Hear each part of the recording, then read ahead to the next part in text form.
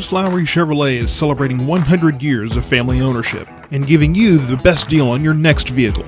From the 2022 Chevy Silverado Crew Cab with 1.9% APR for well-qualified buyers, to the 2022 Chevy Equinox with 0% APR or $1,000 cash allowance. Come see us at 711 Southwest Loop 820 in Fort Worth or visit BruceLowryChevrolet.com. Bruce Lowry Chevrolet. Find new roads.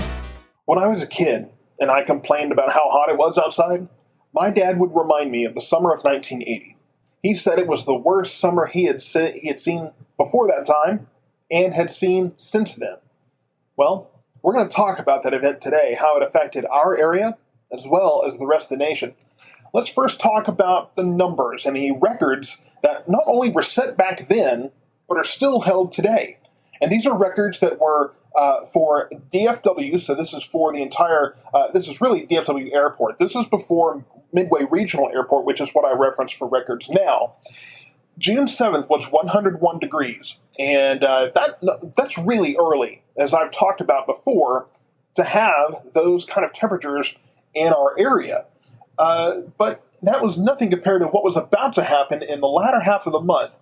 June 19th at 103 degrees, the 23rd at 104, the 24th at 106, the 25th at 109, and then the 26th and 27th at 113 degrees, the 28th at 112, the 29th at 108, and the 30th at 107. So you see this continuous line of temperatures over, not only over 100 degrees, some of them over 105, some of them over 110 degrees. July wasn't much better. July starts off at 109, the second 110, third 109. It must have been a really hot 4th of July, although it doesn't look like the record of that time held.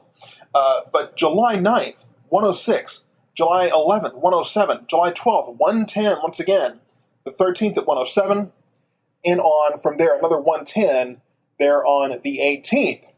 Now here's the thing. We talk about August. August 1980 was actually overshadowed by August 2011. And we'll talk about the 2011 scorcher next time. Summer 1980 in DFW, over 100 degrees, 69 days. 42 consecutive days over 100 degrees from June 23rd through August 3rd. So during that time, we were over 100 degrees every day between those two dates. 25 days above 105 degrees and 5 days above 110 degrees. Reaching 110 itself is kind of mind-blowing to me. Getting above that 5 days in one summer, just incredible.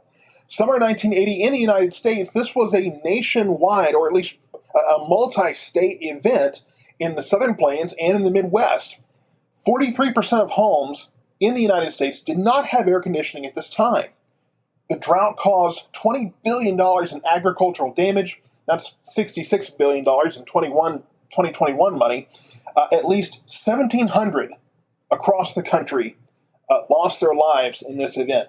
And as I talked about, the 2011 heat wave surpassed 1980 in days above 100 degrees at 71 days, and the highest low temperature ever recorded at 86 degrees. Imagine 86 degrees at night. Almost 90 degrees at nighttime. Just an incredible event in 1980 and in 2011. So I will bring more information about the 2011 event next time. That's going to be our next segment. But for now, if you went through this summer, share your stories in the comments below. I would love to read them. And I'm doing a better job of keeping records here at Ellis County Weather and kind of tracking those things. We'll see if this summer we can defeat any of the records in the summer of 1980. We're starting similar. We got a very early start in May with the 90s, the nearly 2-week span of 90-degree temperatures, and we've been over 100 pretty early in June. So we'll have to see if we're going to get close to the 1980 situation or the 2011 situation. Fortunately, air conditioning is more prevalent now, and we're a little bit more effective in fighting the heat in our homes. But this kind of heat is dangerous nonetheless. So stay tuned to EllisCountyWeather.com for all the latest forecast information. Follow YouTube, Twitter, Facebook, and Instagram as well for the latest posts there. Thank you so much for watching, and stay tuned for next week when we'll talk about the summer of 2011.